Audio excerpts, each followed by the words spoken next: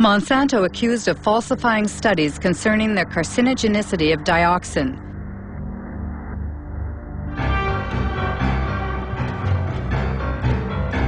The story began in Nitro, in a Monsanto factory that produced a powerful herbicide called 2,4,5-T. In 1949, an explosion in the factory provoked unexpected side effects. 228 workers developed an extremely disfiguring illness called chloracne.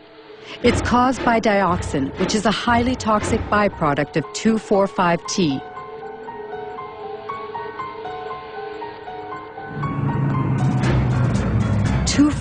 T was the main ingredient in Agent Orange, the defoliant used by the U.S. Army during the Vietnam War.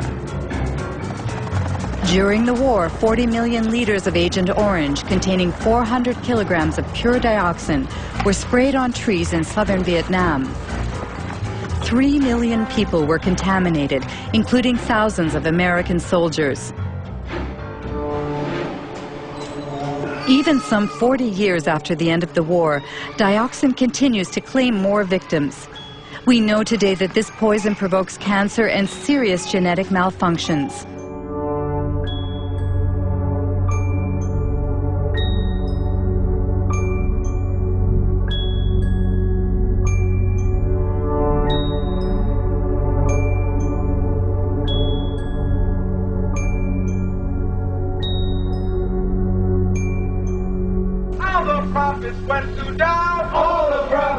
In 1978, while American Vietnam veterans were suing the makers of Agent Orange, Monsanto sponsored studies on the long-term effects of dioxin.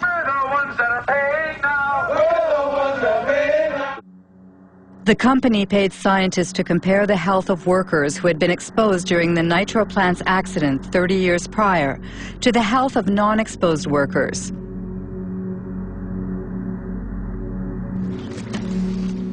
There are two experts on the subject. William Sanjour, who led the Toxic Waste Division of the Environmental Protection Agency, and Gerson Smoger, a lawyer who represents Vietnam veterans. In 1990, Dr. Kate Jenkins, a colleague of mine at EPA, wrote a memorandum pointing out that allegations had been made that those studies, some of those studies that Monsanto had conducted were flawed. And if they were done correctly, would have reached just the opposite result of that Monsanto had. The Monsanto studies showed that dioxin was not a human carcinogen. That means they had the data first, and then they manipulated how they were going to look at that data to come up with the conclusion they want. It's absolutely, you never do a study that way, never. And they did it absolutely wrong, and they achieved what they wanted. And it came out later that there were people that had cancer that in one of these two studies were listed as being exposed to dioxin, and the same 5 people in another study were listed as not being exposed. When you put all these cancers into the unexposed, then it looked like the unexposed people were getting as much cancer as the exposed, and they said, "But there's no difference. See, they're the same." So then thousands of veterans were disallowed benefits because of exposure to Agent Orange. So all policy was affected by those studies for 7 to 9 years in this country. Being a good scientist and a good EPA employee, and someone, by the way, who's quite fearless, Kate Jenkins wrote a memorandum to the EPA Science Advisory Board asking them to review these 2 studies to see if they were correctly done. The fact is, there was no investigation of Monsanto. It didn't exist. Nobody investigated those studies. Nobody, period. What they investigated was Kate Jenkins, the whistleblower. They made her life a hell. They harassed her. They changed her jobs. They persecuted the poor woman. If you think of Monsanto today, they are telling that their GMOs, for instance, are sound and safe. Do you trust the company? I wouldn't believe a word that company says, nothing. I might trust some independent source who investigated their claims, depending on who that independent source was and how good they are and how independent they are. Precisely. In order to prove the safety of Roundup-ready soybeans, Monsanto carried out a study which was published in 1996 in a well-respected scientific journal. The study was supposed to assess the effects of GM soybeans on animal health, specifically on rats. This study was thoroughly reviewed by both a Danish scientist, now deceased, and the Norwegian specialist Ian Prime. I'm afraid to say, value this study very poorly indeed. It's very disappointing, very disappointing. Especially because this paper sort of served as a basis for the whole principle of substantial equivalence. I can just cite, which is again a bit surprising, although the animal feeding studies provide some reassurance that no major changes occurred. Now, some reassurance, now that's not good enough. I want 100% reassurance, not just some reassurance.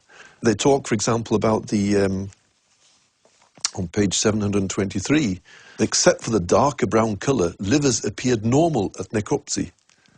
I mean, you can't do that without looking inside. You have to look at the content inside the liver, taking sections, showing under the microscope that there is no difference. They've used, for example, older rats. Obviously, again, if you want to avoid any problems, okay, use an adult.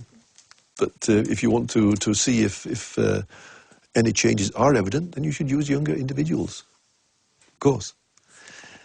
In some ways, you could say it's bad science because a lot of the data that they should have shown isn't shown.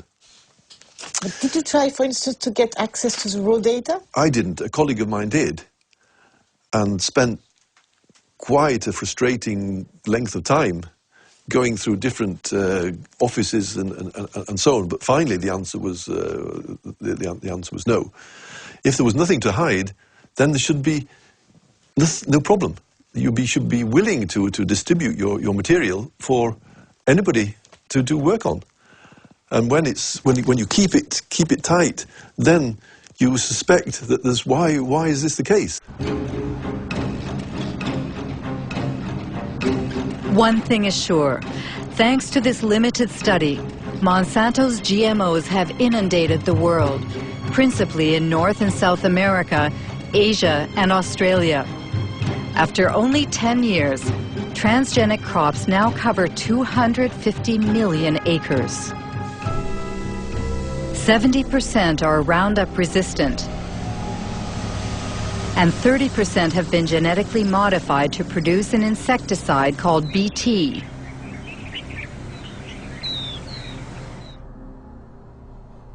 Since 2001, the company has published a yearly document titled The Pledge Report, a kind of ethics statement in which Monsanto tries to justify its business practices. At the heart of the opposition to GMOs is the subject of patents. This is what Monsanto calls their intellectual property, which are supposed to protect their investment. In North America, every farmer who buys bioengineered seeds must sign a technology agreement in which the farmer promises to respect the company's patent on the modified gene. Biotech crops are protected by U.S. patent law. And so I may not in any way save seed to replant the following year. It's something that is a protection for Monsanto, for biotech companies, because they literally invest millions and millions of dollars to produce this new technology. And how can Monsanto know that someone, for instance, harvested seeds?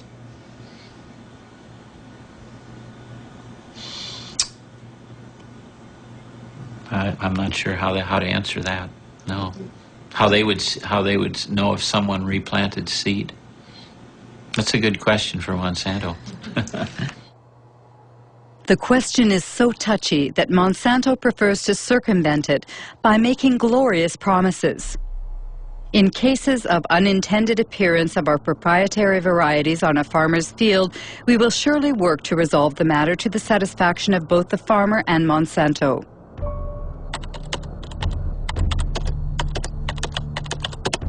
The reality seems much less idyllic. The Center for Food Safety in Washington, D.C. published a study on farmers sued by Monsanto for having not respected its seed patents. It found at least 100 lawsuits and many bankruptcies. Among the victims, Troy Rush, an Indiana farmer.